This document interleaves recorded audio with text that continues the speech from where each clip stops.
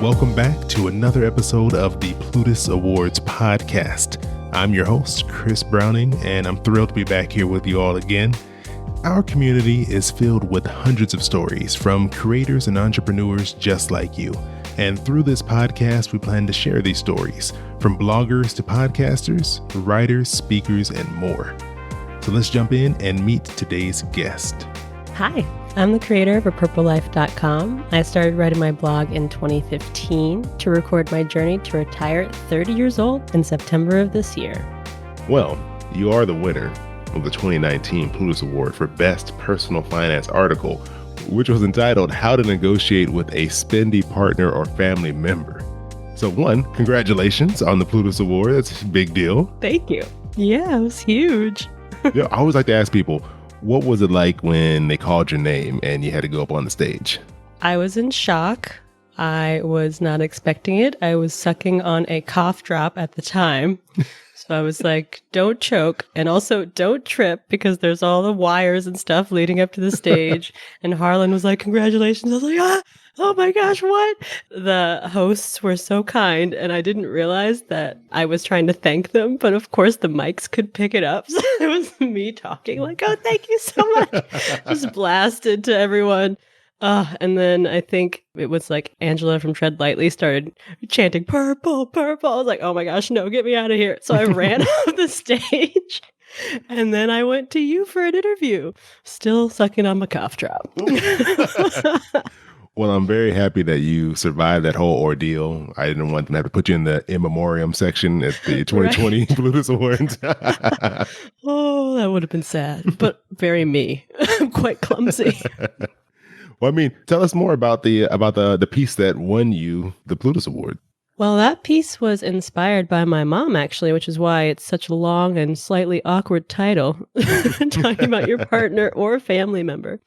Because my partner and I are actually not getting married, and we don't want to combine our finances. So that piece wasn't even really about him.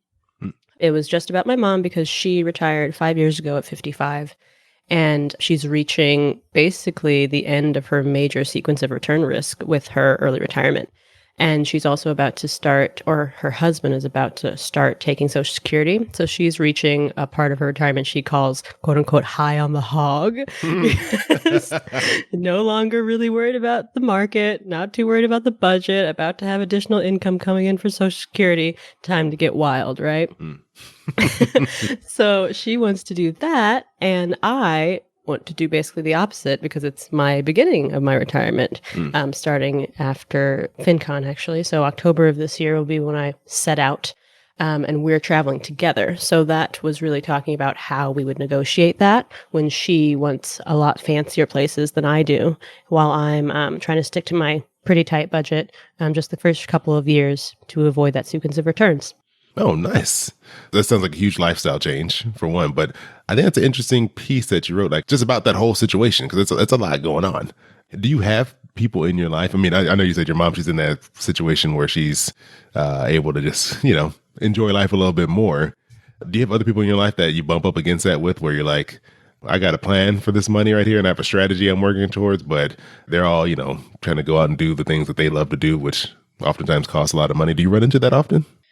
I run into it, but it hasn't been a problem, actually, because part of my journey has been really reflecting on what makes me happy. And some of those things do cost a lot of money. For example, I absolutely love the water. So a blogger friend texted me this summer saying, hey, do you want to go to a lake house for a week? It's $500. So I was like, yep, Venmo, here you go. Let's go. No problem. No, don't even need to think about it. Not checking the budget. Let's go. It actually didn't break my budget, shockingly, so that's good.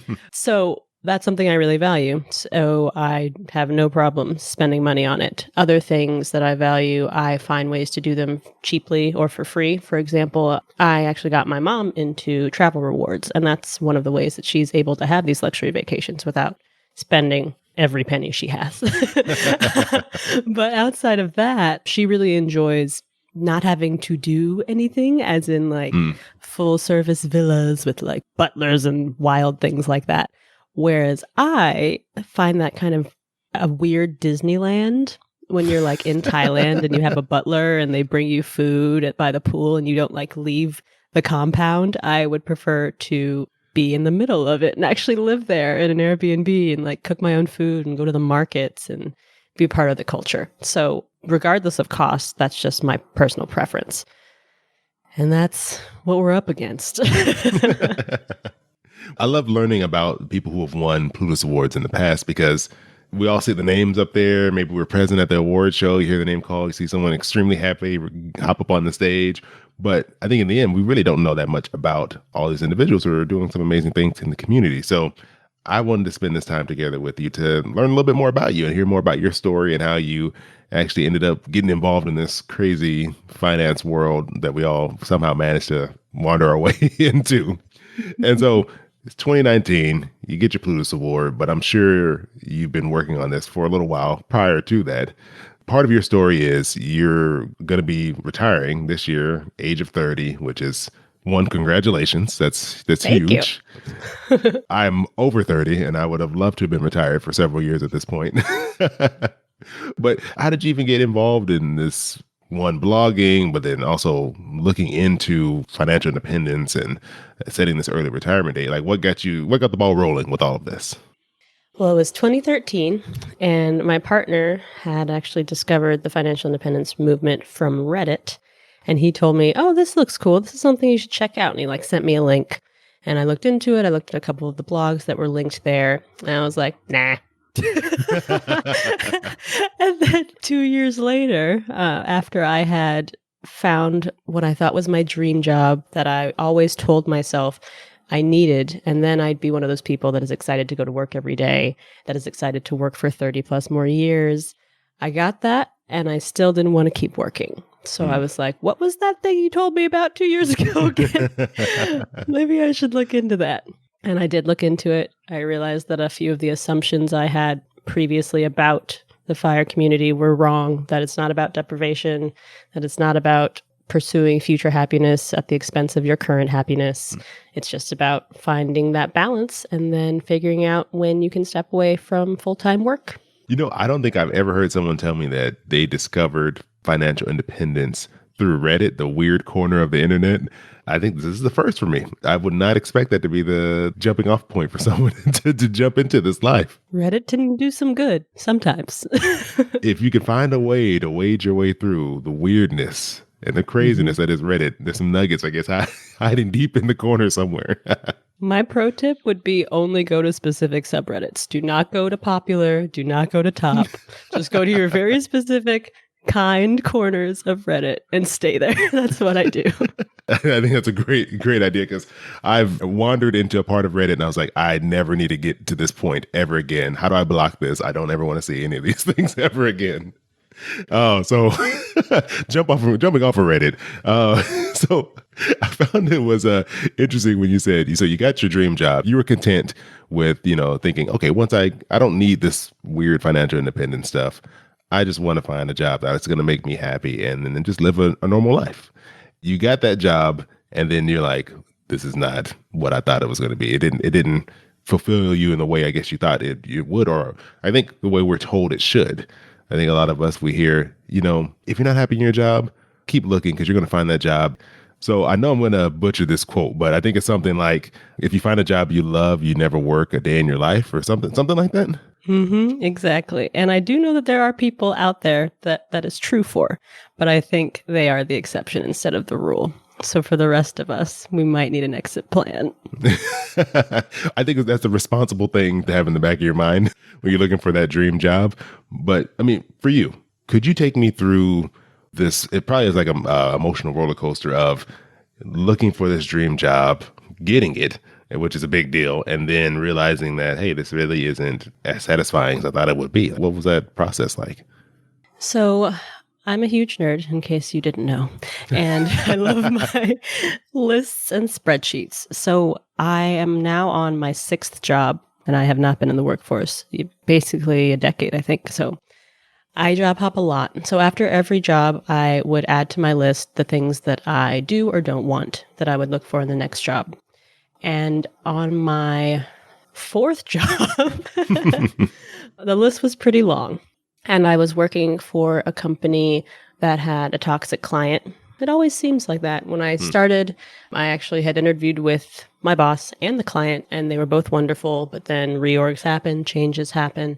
So about a year in, I had someone completely different as my boss and my client, and it was not a great situation. So my usual response would be, okay, time to quit. Let's do this again. And I probably would have, except I was in a special situation in that I knew the person that was in charge of my department. She had actually worked with my cousin a few years prior, and I had had coffee with her. She was the reason that I was working at the company. So for the first time, I felt empowered to actually tell someone what I wanted. Previously, I had just quit. And at my first job, when I had quit and I didn't even have anything lined up, HR had asked me, well, why didn't you tell me you were so unhappy? Why didn't you tell me they were so toxic? And I was like, it literally didn't occur to me.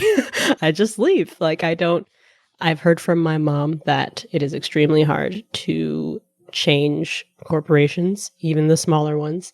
And so it's easier for me. And I thought my emotional well-being to just cut my losses and run. But this time I didn't. And I told her, I don't want to work on this client anymore. I understand that this is the client I was hired to work on a year ago. Let me know if that's something we can change. And if not, I'm going to have to move on. So I was very honest. I gave her a heads up. She started looking for replacements for me. She started looking for other things that I could do within the company. And at the same time, I somehow ran into a woman who I didn't even really know, who was starting basically a company within that company. And I was like, that sounds interesting. So you're telling me we don't have clients and I can use my brain and I don't have a boss and you're the only person I work with? What's this? And then I went home, looked at my list. That was everything on the list.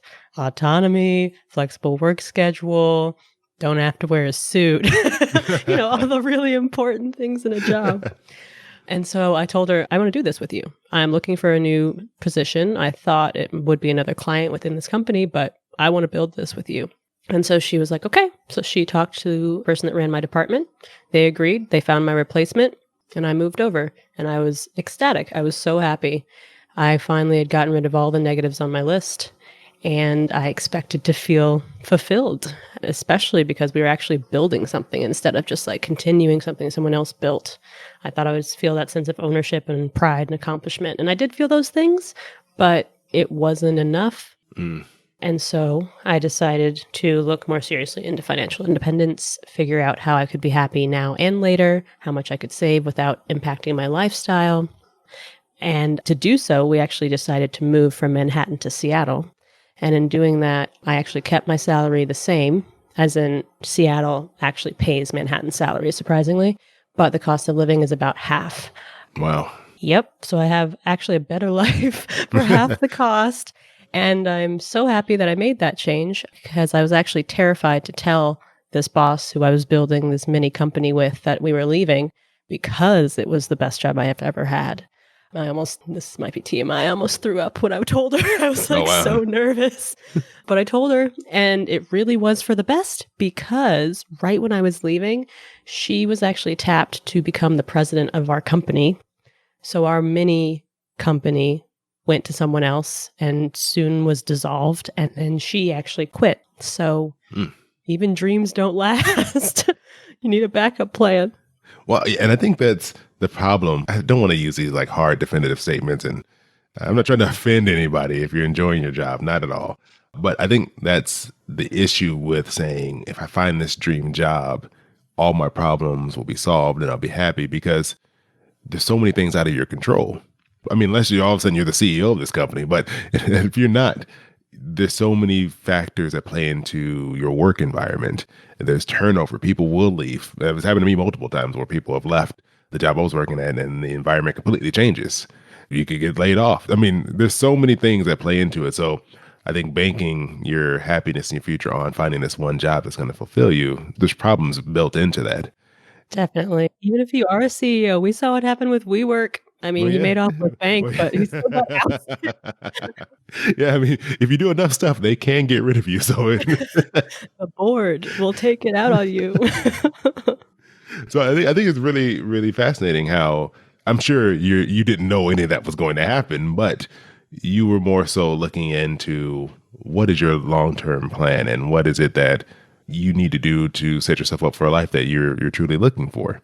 So you made this big move. You end up on the West Coast over here. Well, they say the West Coast is the best coast because I'm in California, so I'm just going to say that. And you're over here. You're working this new role. You start taking your journey towards financial independence seriously. And at the same time, or roughly around the same time, you get this idea to start writing about it, right? To kind of document your journey and keep track of stuff. So when was this? I think you mentioned it was like around January of 2015 when we were talking that you decided, I'm going to write this stuff down. Was this this is going to be a blog, or was this, I'm just writing this down as like a personal journal?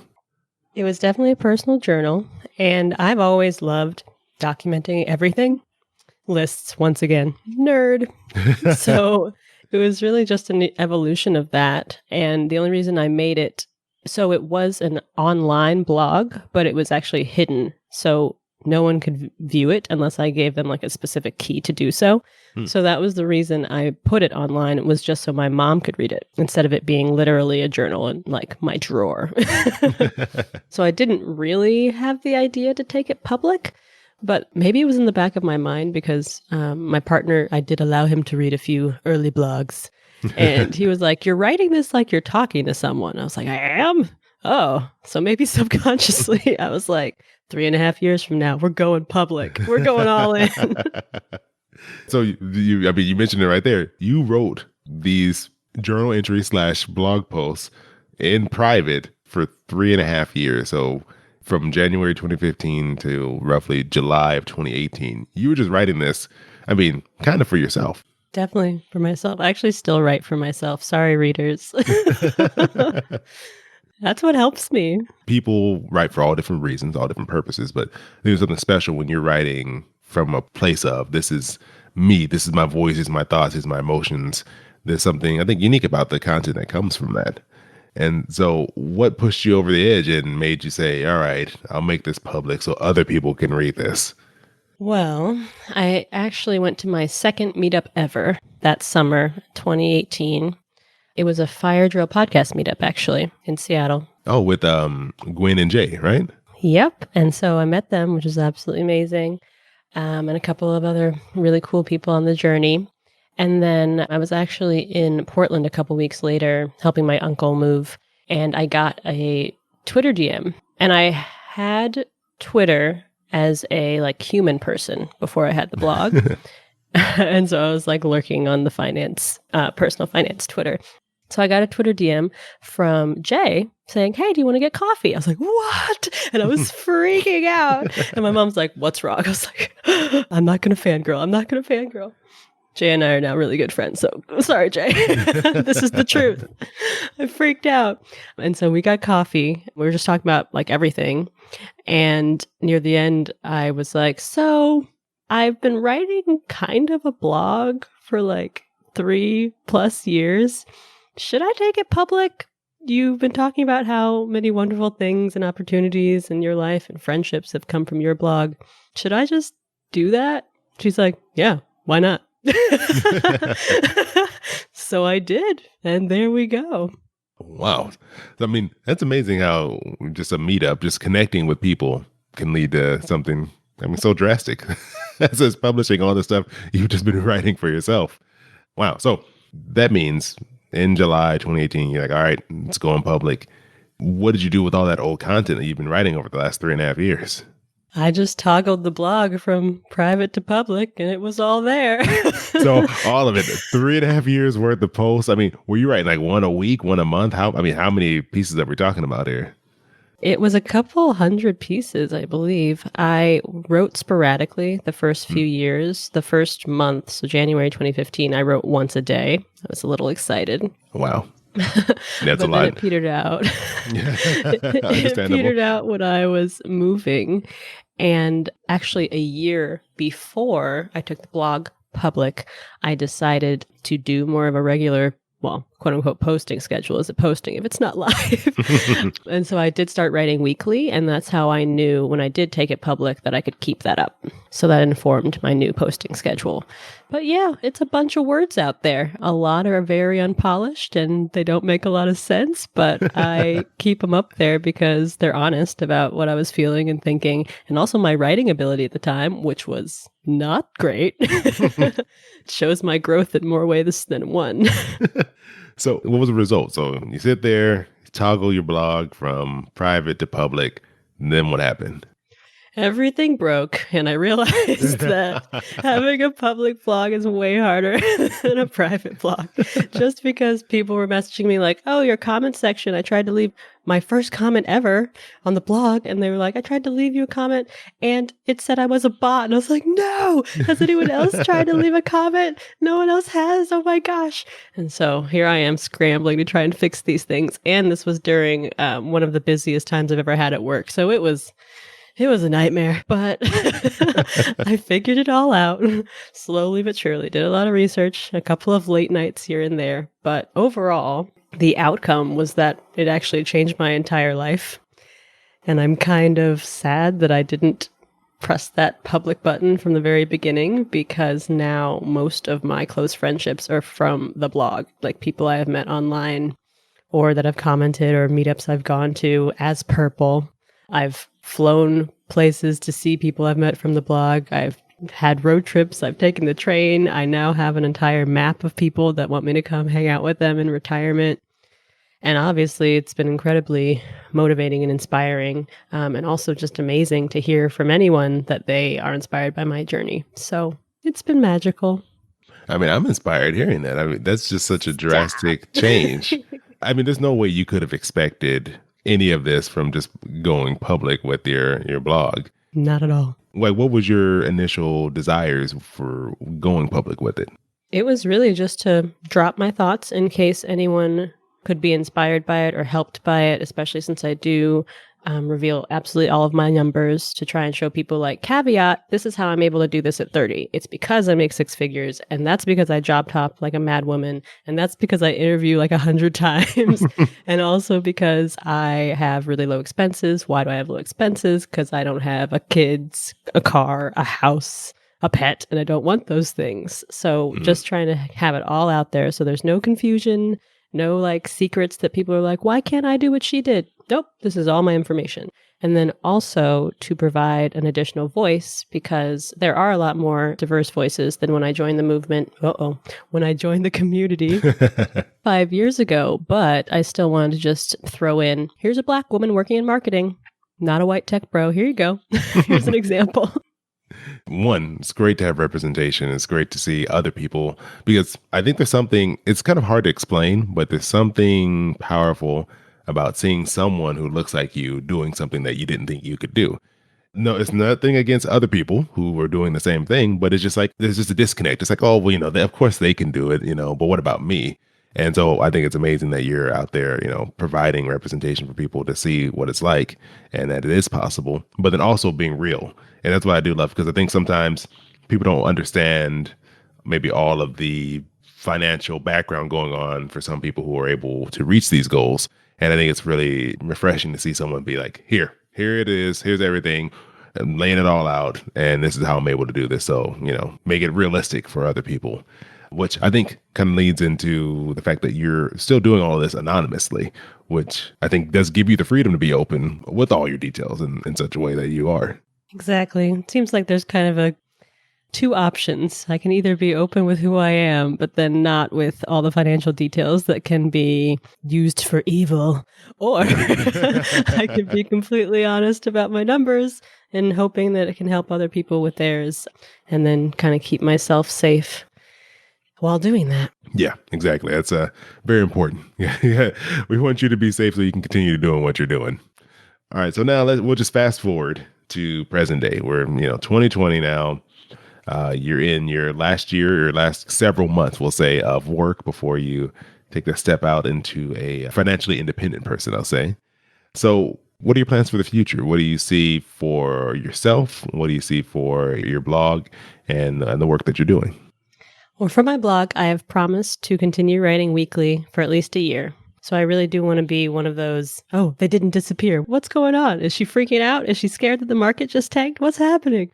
So I will be sharing all of my weird and probably unrelatable thoughts as an early retiree for at least a year, hopefully longer, but I don't want to promise that just because I always keep my promises. So want to have some flexibility. But in my life, my actual first act as an early retired woman will be to go to FinCon 2020. Nice. Out here in Long Beach, California. Exactly. So that's actually my retirement party. I'm rebranding it. He's going to take it over. You just put a banner over the top of the front of the convention center. Just a Purple's sticker. retirement Purple's party. So after that, I'm actually flying straight from LAX to Sydney, Australia. And then I'm going around Australia and New Zealand with my mom for about 6 weeks. Nice. Yeah, should be fun. And we're ending that with the entire reason that we chose to go to Australia, which is my mom wanting to go in the most ridiculous airplane she could think of, which is the Etihad first class apartments. And so we're flying those from Sydney to JFK. So that'll be about 30 hours of ridiculous luxury that we didn't have to pay for. I mean, if you got to be in a plane for that long, that sounds like the way to do it. It's 2 flights, so it's 2 15-hour flights. But we intentionally did that going the quote-unquote wrong way around the world, so we'll have more time in the plane. You might as well make the most of it. Exactly. Get our non-money's worth. Anyway, so after that, I'm planning to go to Argentina, actually, for about a month to see my ex-college roommate. I haven't seen her in person in a decade. So that should be wonderful. And then that takes me to basically the end of the year. I'll probably go see family for maybe a month. And then I'm off to Thailand for a month in February. So I'm pretty booked. Yeah, I would say so. I would definitely say so. But no, that's really cool to see the impact of these changes you've made and how, I mean, I don't want to give Reddit credit for it, but how Reddit essentially pushed you into retiring early and getting a chance to see the world. So this is an amazing story. Thanks for sharing this and being open with your journey from, just someone just looking for the right role, the right job to fill that void in your life, to finding something that has more meaning and really, I think, chasing after something that seems like you truly enjoy and value. So yeah, thank you for being open and sharing that. Of course. Thanks for having me. So the thing I want everyone to know is, where can they go find out more about you, what you're doing, check out your work, check out your award-winning piece that you put out there, and maybe just to reach out to you and, just say hi. Come on over to my blog, apurplelife.com. You can find all my social media handles there, or drop me an email. My contact information's there as well. So hit me up. All right, perfect. And we'll make sure we get that all on the website and the show notes. That way people can come over and say hi and check out the great work that you're putting out there. So thank you so much for your time. Really appreciate you joining us here on the Plutus Awards podcast. Thank you. Hey, I appreciate you all coming back and joining us here for another episode. And next week we have something special for you. We're going to be sharing a webinar that was hosted by Jay Fleischman. So you're going to want to make sure that you're subscribed so that way you can get that episode and more from us here on the Plutus Awards podcast. You can learn more about our guests and the Plutus Awards podcast at plutusawards.com/podcast and on Instagram at Plutus Awards. Again, thank you so much for joining us, and remember to keep creating.